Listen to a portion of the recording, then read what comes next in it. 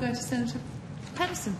Thanks, Chair. I have some questions about the bushfires in Victoria and Services Australia assistance with that. And at the outset, can I say my office has had very productive engagement with the Minister's office when issues have come up from constituents. We've raised it with his Minister's office and they've often been resolved. So I want to place my gratitude on the record for that.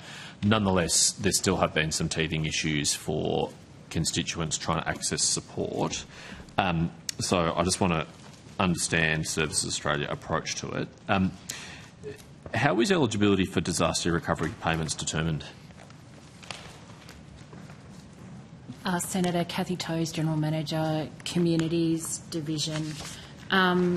So there are two types predominantly of disaster payments, and that is a one-off payment, the Australian Government Disaster Recovery Payment, which is a one-off payment of $1,000 for an adult for significant damage to a property or loss of a property. And then there's the disaster recovery allowance, which is more of an income support payment for people who have lost income as a result of the disaster. So the eligibility criteria are different, therefore the assessment processes are quite different for both payments.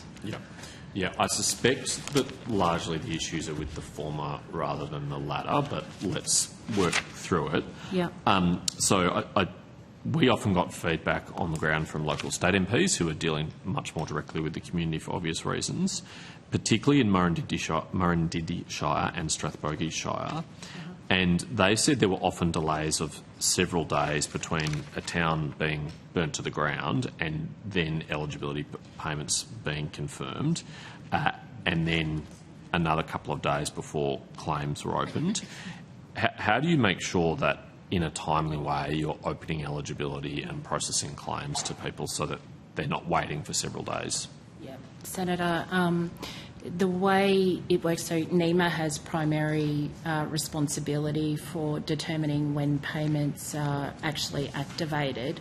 And then from there, our agency, we work very closely with that agency, and we have 24 hours plus to 2 p.m.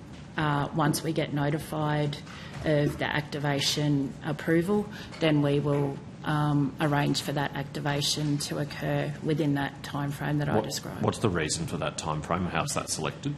So that's based on our agreement with NEMA, and it's really because to stand up a payment, we need to make sure that our systems are ready for that particular payment activation.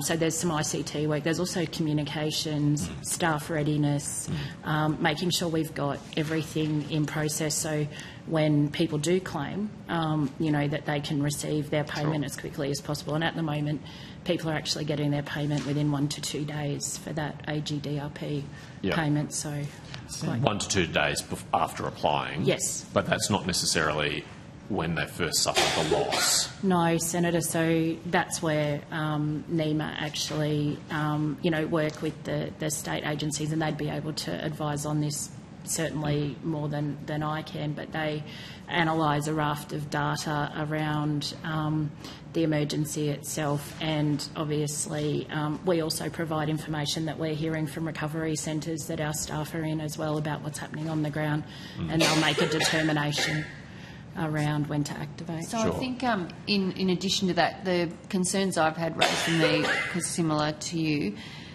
there seems to be there's work that has to happen at the council level to feed into the state level that feeds into advice to NEMA.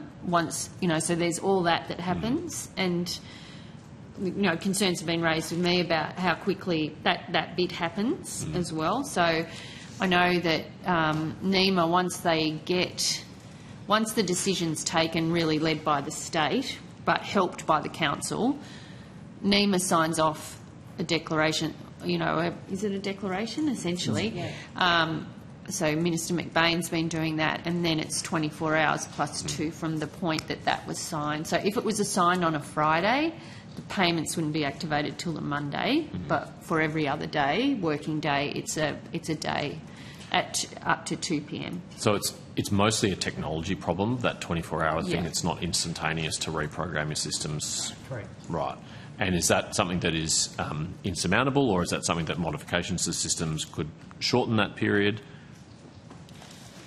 Senator, I think in terms of, providing the best possible service when those payments do get activated, that is the optimum time. But having said that, we're always looking at how we can improve our processes. It may not be optimum for the people involved, right? So I accept that this process is not totally within Services Australia's remit, and if you're waiting for a local council to report to NEMA and NEMA to make a declaration, but every accumulation of time between those different decision points or action points adds up to waiting time for a constituent who might be seriously financially destitute and need urgent assistance. So when you say it's optimum, I'm sure that from their point of view it's not. I'm sure they would want it to happen sooner. Yes, Senator.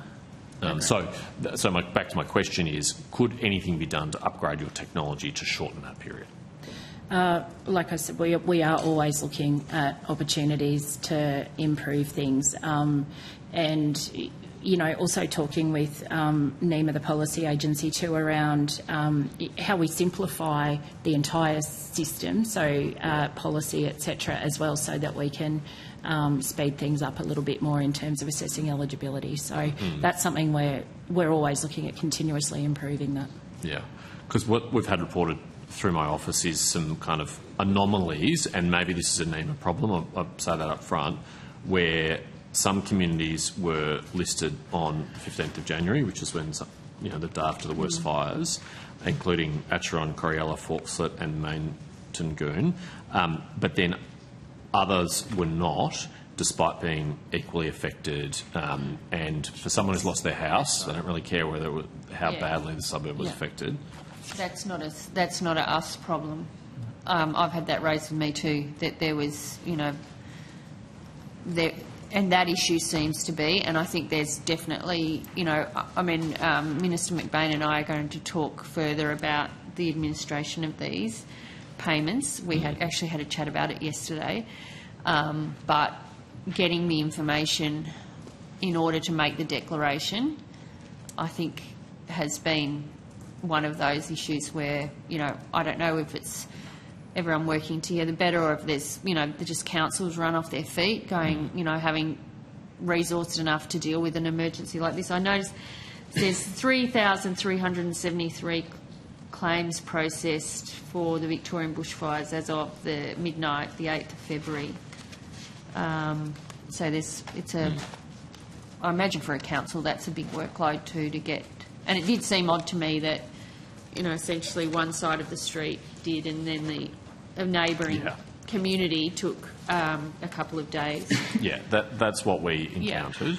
And obviously for someone who's become homeless and may have also lost access to all their payments and their cards and cash and all that kind of stuff, it's kind of, it's a pretty urgent task.